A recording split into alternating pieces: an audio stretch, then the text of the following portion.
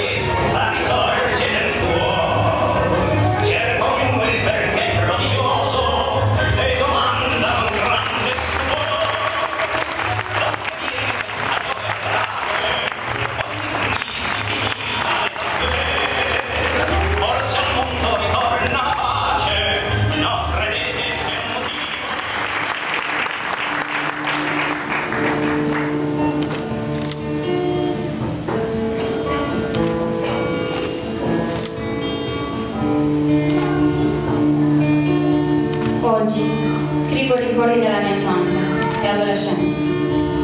Nell'anno scolastico, nel 1938, non avevo ancora compiuto 8 anni. A scuola ci insegnavano la disciplina deduce e il sabato sera indossavamo le divise fasciste. Io avevo una gonna blu a piedi, una camicia bianca, un distintivo giallo molto evidente con la figura di Mussolini e la scritta con il suo nome. Ci portavano in piazza Dante e poi tutti in fila, in via Nazionale, cantando vincere, vincere, vinceremo, viva Duce. Passano pochi anni e scoppia la seconda guerra mondiale. Molte persone incominciarono a sfollare e non c'era più pace. Tutti i giorni bombardavano e ormai la città di Cagliari era basa al suolo. Quanta paura c'era in casa, in via Negheri numero 9. Nel cortile avevano costruito un rifugio. Lo chiamavano Fossa Salvagente. Così dicevano. A pensarci oggi, era una vera e propria trappola. Era una fossa che aveva 4 metri di lunghezza e 2 metri di profondità, ricoperta di tronchi e legna. A qualunque ora del giorno o notte, appena suonavano le sirene e le campane, significava l'allarme e che gli aerei americani stavano arrivando. E allora tutti di corsa, compresi i vicini dentro la fossa. Riflettendoci oggi, sarebbe bastato che una bomba scoppiasse un po' più vicino del solito e ci avrebbe sepolti via. Nel febbraio del 1943 arrivarono i militari di fronte a casa, quindi il pericolo era diventato maggiore. A questo punto, a marzo, decidemmo di sfollare anche noi, non troppo lontano, a Sant'Isidoro. C'era un rifugio in località Isconcias. Ricordo di una volta che per miracolo ne siamo tutti morti, dopo lo scoppio di una bomba. Ho bene in mente mia mamma che fa l'appello e ci chiama per nome, uno ad uno. All'appello mancava mia sorella minore. Che disperazione. A causa della deflagrazione della bomba era finita sotto il letto. Durante questo periodo andavamo a lavare i panni al fiume. Questo momento per me era gioioso. Mi piaceva vedere scorrere l'acqua limpida e pulita. Poi stendevamo il bucato sopra gli alberi. Certe volte vedo in TV qualche film con scene simili e mi sembra incredibile che io l'abbia vissuto.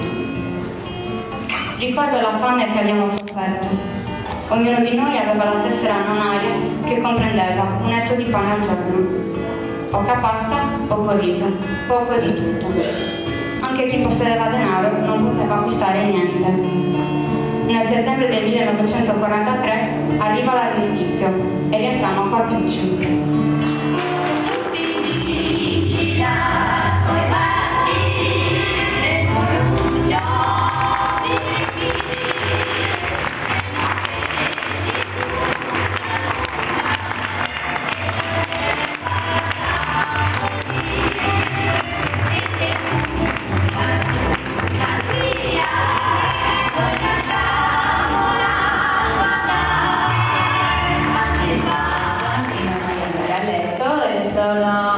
Valentina Giordano e Veronica Paolucci. Poi abbiamo una giovane coppia di sposi, Stefano Cara e Marica Serra.